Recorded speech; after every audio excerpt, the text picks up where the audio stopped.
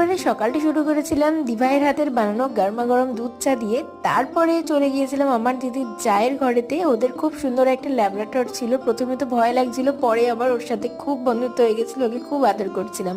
আর সোনাই দেখো কচ্ছপটাকে নিয়ে ঘাটছিল, ওর তো প্রচুর সাহস। তারপরে এসব ব্রেকফাস্ট করে নিলাম, মুড়ি চানাচুর আলুর তরকারি চপ সবকিছু দিয়ে। আর সোনাইরা ওর মশাইয়ের সাথে গেল একটু ঘুরতে। আর আজকে রাঁধুনি ছিল আমার জামাইবাবু, বানিয়েছিল মাটন বিরিয়ানি, চিকেন কষা, স্যালাড, রায়তা, এই সমস্ত কিছু। মাটন বিরিয়ানিটা তো দারুণ খেতে ছিল, আর চিকেন কষাটাও খুব সুন্দর ছিল, আর সাথে ছিল এই ডাবল কুসুমের ডিমটা। তো অনেক দিন পর সবাই মিলে একসাথে বসে লাঞ্চ করতে খুব ভালো লাগছিল।